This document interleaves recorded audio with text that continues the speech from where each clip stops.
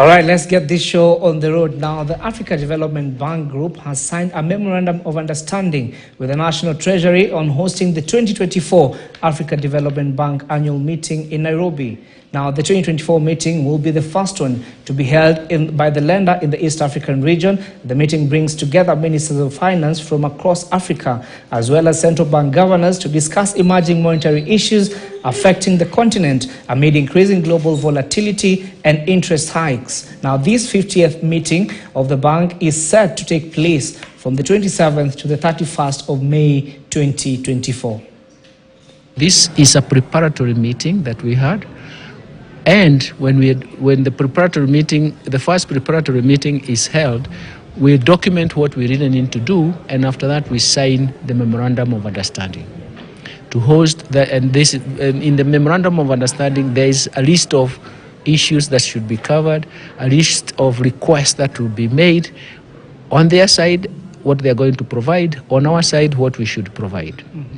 So I'm happy that this is what we have done. And after the first preparatory meeting, we sign a memorandum of understanding. It's a commitment that we are going to fulfill all those issues and make the annual meeting a good success. We're going to talk about so many things.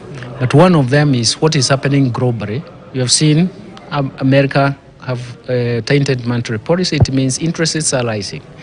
By the way, if you want to know the magnitudes, interest rates in America have risen from a range of 0.5% to about 5%.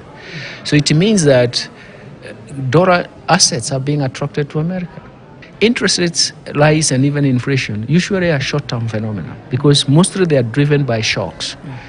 One could be like a negative supply shock. We're still having problems with the supply of fuel, for example, supply of food and edible oils. We're still having that. Because there is that shortage, the market reacts by raising the price to ration the existing supplies, isn't it? That's the logic. It's not someone who has decided to raise the price. It is the market itself because there are constrained supplies, so they to ration the existing supplies, you have to raise the price. Mm-hmm. But we'll deal with that but what can the African Development Bank do? One of them is budget support, so that we can actually bring in the supplies to solve the constraint, the supply constraint. Mm-hmm. And that is what we're going to do.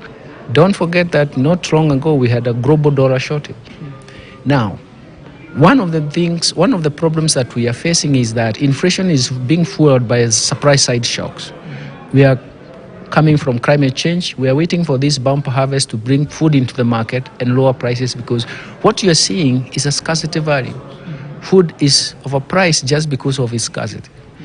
And when it is scarce and you are coming from there, then it means that whoever gets it at a higher price. So how do we solve that? The first thing is to bring the supply in the market. Mm-hmm. And the second thing is that we start now investing in mitigation measures for the future because of. All right, and of course, we'll be here to give you all the details about that meeting and also